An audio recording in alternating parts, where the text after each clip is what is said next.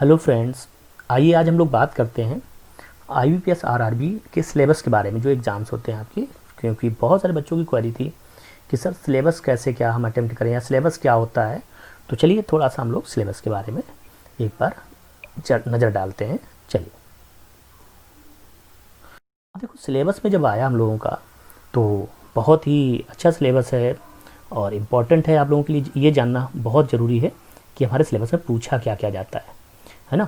तो अगर हम देखें तो जैसे कि हम पहले तो इम्पॉर्टेंट टॉपिक्स की बात करेंगे जो हमें बहुत पढ़ना है एग्ज़ाम में अपने, मतलब जिससे हमारा एग्ज़ाम क्वालिफाई होना है। प्री एग्ज़ाम्स की अगर हम बात करते हैं तो प्री एग्ज़ाम में बात करें, जैसे कि एक टॉपिक देख रहे हैं आप लोग, ये सिंप्लीफिकेशन टॉपिक देख रहे हैं। कौन सा टॉपिक देख रहे हैं हम लोग? ये सिंप्लीफिकेशन का टॉपिक देख रहे हैं, बहुत इंपॉर्टेंट है। अगर हम बात करें RRB क्लर्क की बात करें या RRB PO की बात करें तो प्री एग्ज़ाम्स में वेरी वेरी इंपॉर्टेंट है। ठीक है, दूसरा टॉपिक हम आ जाते हैं एडवांस पोर्शन पे। ये अर्थमेटिक एंड एडवांस पोर्शन है। नंबर सीरीज बिल्कुल 5 क्वेश्चन। हाँ, यहाँ पर बताना चाह रहे थे ये 10 मार्क्स का आता है केवल आपका प्री एग्जाम में क्लर्क के, और 5 मार्क्स का आता है PO के एग्ज़ाम में। यहाँ पर ये 5 मार्क्स क्लर्क के एग्ज़ाम में भी आएगा और 5 मार्क्स ही PO के एग्ज़ाम में भी आएगा, और प्री में भी 5 मार्क्स और मेंस में भी 5 मार्क्स दोनों में। बात आती है क्वाड्रेटिक इक्वेशन, 5 मार्क्स यहाँ से बनता है आपका। हाँ, PO में कभी कभी इसकी संख्या थोड़ी सी कम हो जाती है, कभी कभी 3 मार्क्स का आ जाता है, बट 5 मार्क्स अप्रॉक्स मार्क्स चलते हैं हम लोग। दूसरी बात आती है डेटा इंटरप्रिटेशन की। अगर हम क्लर्क प्री की बात करें तो 10 मार्क्स कहीं नहीं गए आपके, 10 मार्क्स यहाँ से आने ही आने हैं आपके। ठीक है, इसके बाद हम बात करते हैं अगर इसी में मेंस की बात करें, जैसे आपके IBPS मेंस की बात करें या प्री की बात करें RRB PO की, तो उसमें भी आपका ये 15 मार्क्स का आ जाता है। अगर मेंस की बात करें तो 20 मार्क्स का आ जाता है डेटा इंटरप्रिटेशन। तो हमारे लिए जो इंपॉर्टेंट टॉपिक है वो कौन कौन से? Simplification, number series, quadratic equation, data interpretation. अगर इतना हमने पढ़ रखा है तो ये मान चलो हमारे पास जो समय होगा वो हम कम समय में ज़्यादा चीज़ें अटेम्प्ट कर सकेंगे। बात आती है फिर परसेंटेज से लेकर के बोर्ड एंड स्ट्रीम तक। यहाँ से हमारे पास अगर हम बात करते हैं क्लर्क एग्ज़ाम्स की तो 5 मार्क्स बिल्कुल पक्के आने हैं प्री एग्ज़ाम में, और अगर हम PO एग्ज़ाम प्री की बात करें तो 10 मार्क्स यहाँ से आने हैं। तो ये टॉपिक भी बहुत इंपॉर्टेंट है। इसके बाद बात आती है परम्यूटेशन एंड कॉम्बिनेशन।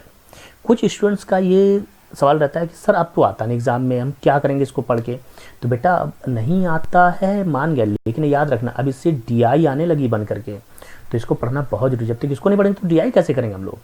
और मेंस एग्ज़ाम्स की अगर बात करें, अगर हम RRB PO मेंस एग्ज़ाम्स की बात करें तो LCM SCF, मेंसुरेशन, पॉलीगॉन, है ना। और एक चैप्टर और है नंबर सिस्टम। नंबर सिस्टम मैंने शायद यहाँ पर मेंशन नहीं किया है। एक चैप्टर और है नंबर सिस्टम, जो कि वेरी वेरी इंपॉर्टेंट है। एक क्वेश्चन वहाँ से बन के आ जाता है अक्सर, खास करके डिविजिबिलिटी रूल पर। हालांकि उसका नाम आप लोग सिंप्लीफिकेशन में दे देते हैं, जबकि वो टॉपिक यहाँ से हो जाता है। ठीक है, तो चलिए आगे देखते हैं हम लोग और क्या हो सकता है। तो हम बात करते हैं प्री के सिलेबस में।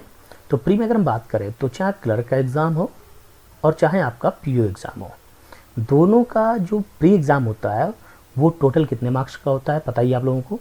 80 मार्क्स का होता है, ये भी और ये भी। टाइम दोनों के लिए कितना अलॉट होता है? मात्र 45 मिनट्स।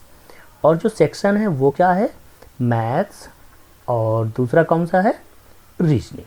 सिमिलरली यहाँ पर भी वही कंडीशन, मैथ्स और रीजनिंग। कितने कितने मार्क्स के? 40 मार्क्स के और 40 क्वेश्चन। तो ये हमारा प्री का सिलेबस हो जाएगा। यहाँ पर आपको सबसे ज़्यादा जो इम्पोर्टेंट है टाइम बाउंडेशन और एक्यूरेसी बहुत मेंटेन रखना है आपको। ठीक है, बात आती है मेंस को लेकर के। अब से मेंस की बात करें तो मेंस में जो सब्जेक्ट हैं, तो सब्जेक्ट पहले जान लीजिए आप लोग कौन कौन सब्जेक्ट हैं। रीजनिंग, फिर हम बात करते हैं मैथ्स, इसके बाद हम बात करें हिंदी ऑब्लिक इंग्लिश, या फिर हम बात करें GA जिसे करंट अफेयर का नाम दिया जाता है। फिर बात करते हैं कंप्यूटर। यहाँ पर अगर हम बात करें क्वेश्चन को लेकर के तो 40 क्वेश्चन, ये भी 40 क्वेश्चन, ये भी 40 क्वेश्चन, ये भी 40 क्वेश्चन, और ये भी हमारा 40 क्वेश्चन। तो टोटल क्वेश्चन कितने हो गए? 200 क्वेश्चन हो गए। अब बात आती है मार्क्स की, तो ये 40 question but 50 marks, 40 question but 50 marks, 40 question 40 marks, 40 question 40 marks, 40 question 20 marks. तो ये मार्क्स कितने हो गए इसके? इसके मार्क्स हो गए 200। तो चाहे प्री के एग्ज़ाम, क्लर्क एग्ज़ाम हो, चाहे मेंस के पीओ के एग्ज़ाम हो, मेंस में जो कंडीशन है वो 200 क्वेश्चन 200 मार्क्स। तो यहाँ पर जो ज़रूरी है वो डीप नॉलेज की ज़रूरी, बहुत प्रैक्टिस करनी पड़ेगी आपको। प्रैक्टिस यहाँ पर आपको ज़बरदस्त करनी है और डेली आपको पढ़ना पड़ेगा, तभी हम इसको क्वालिफाई कर पाएंगे। चलिए तो हम आगे डिस्कस करते हैं। चलिए तो अब हम लोग बात करते हैं, तो हमारे चैनल को लाइक, सब्सक्राइब, शेयर जरूर करते रहिएगा और बेल आइकन जरूर प्रेस करिएगा।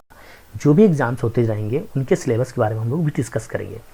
तो थैंक यू।